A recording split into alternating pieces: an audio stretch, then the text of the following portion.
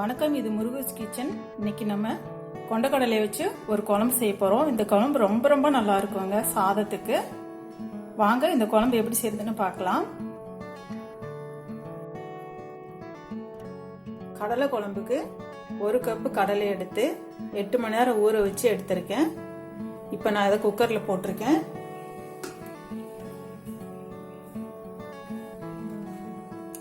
இதுல ஒரு 1/2 ஸ்பூன் உப்பு போட்டுக்கலாம். இந்த கடலை மூழ்கிற அளவுக்கு தண்ணி ஊற்றிக்கோங்க.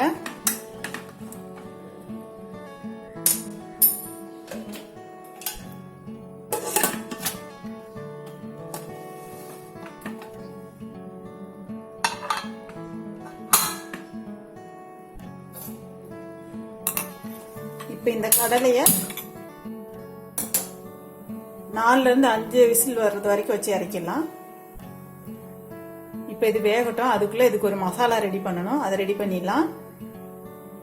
இந்த குழம்புக்கு ஒரு மசாலா அரைக்கணும்னு சொன்னோம்ல, அதுக்கு ஒரு மீடியம் சைஸ் வெங்காயம் 1, ஒரு தக்காளி, இந்த சைஸில் தேங்காய் எடுத்திருக்கேன். தேங்காய் போட்டுக்கிறேன். வெங்காயம், தக்காளி, இது மூணையும் நல்லா பேஸ்டா அரைச்சி எடுத்துட்டு வந்துடுறேன்.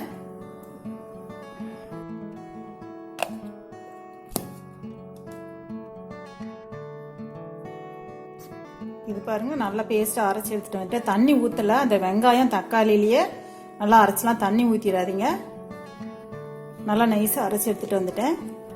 இப்ப கடலை வெந்துருச்சான்னு பார்க்கலாம். இப்ப நம்ம கடலை வெந்துருச்சான்னு பார்க்கலாம்.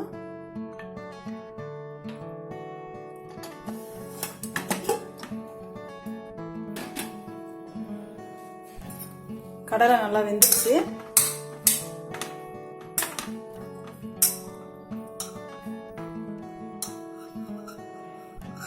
இந்த அளவுக்கு நல்லா வெந்துடணும்.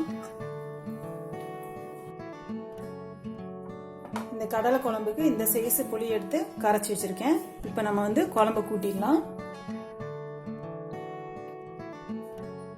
இதுல நான் புளி தண்ணி ஊத்திக்கிறேன். குழம்பு மிளகா பொடி 2 ஸ்பூன் போட்டுக்கிறேன்.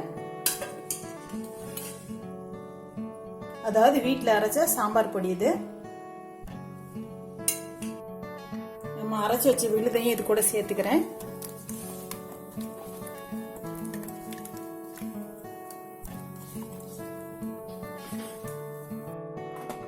நம்ம மிக்சியில் அரைச்சி அந்த தண்ணியும் கழுவி ஊற்றிடுறேன்.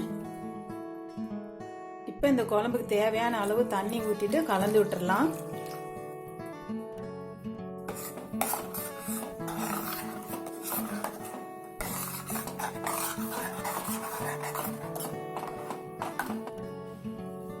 இந்த குழம்புக்கு தேவையான அளவு உப்பு போட்டுக்கிறேன். இதுலயே நம்ம கடலையிலே உப்பு போட்டிருக்கோம், அதனால பார்த்து போட்டுக்கோங்க குழம்புக்கு உப்பு. இப்போ இந்த குழம்பு ஒரு கொதி வரட்டும். வந்ததுக்கு அப்புறம் நம்ம கடலையை போட்டுடலாம். அதுல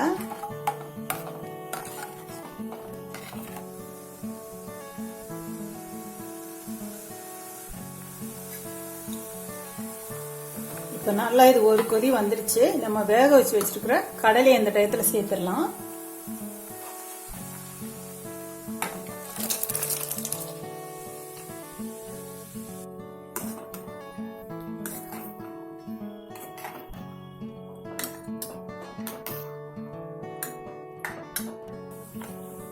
இந்த டயத்துல உங்களுக்கு குழம்பு எவ்வளவு வேணுமோ அந்த அளவுக்கு இன்னும் கொஞ்சம் கூட தண்ணி சேர்த்துக்கலாங்க. இதுல நான் இன்னும் கொஞ்சம் தண்ணி சேர்த்துக்கிறேன்.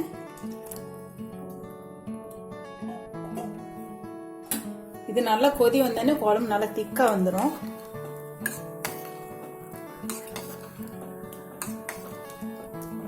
இந்த மாதிரி அரைச்சு குழம்பு செய்யறதுனால குழந்தைங்களும் நல்லா விரும்பி சாப்பிடுவாங்க. ஏன்னா வெங்காயம் தக்காளி எதுவுமே இது தெரியாது பாருங்க. குழம்பு ரொம்ப நல்லா இருக்கும். இது நல்லா டேஸ்டா இருக்கும் இந்த கடலை குழம்பு.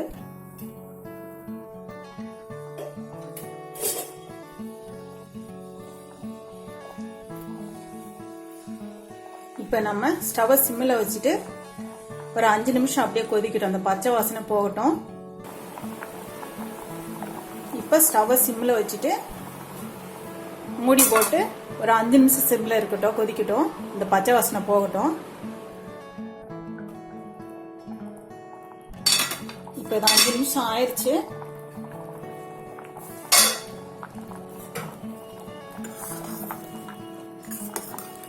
குழம்பு நல்லா திக்கா வந்துருச்சு, பச்சை வாசனை போயிருச்சு. இப்போ குழம்ப நம்ம தாளிச்சிடலாம். தாளிக்கிறதுக்கு 2 ஸ்பூன் நல்லெண்ணெய் விட்டுக்கிறேன்.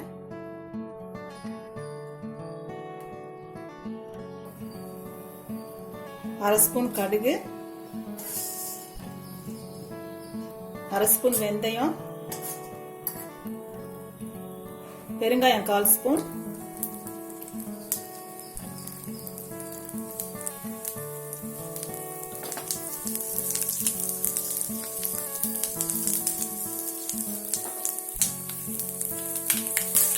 பெருங்காயம் போட்டிங்கன்னா நல்லா வாசனையாக இருக்கும் குழம்புக்கு. கண்டிப்பாக பெருங்காயம் போட்டுக்கோங்க. கருவேப்பிலை,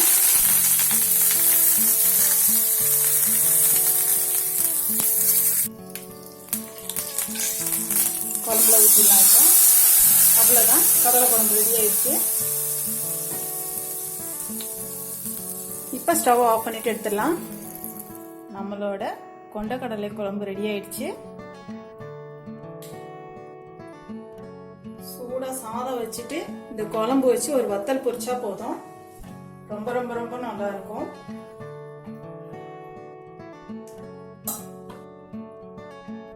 சூப்பரா இருக்குங்க இந்த குழம்பு.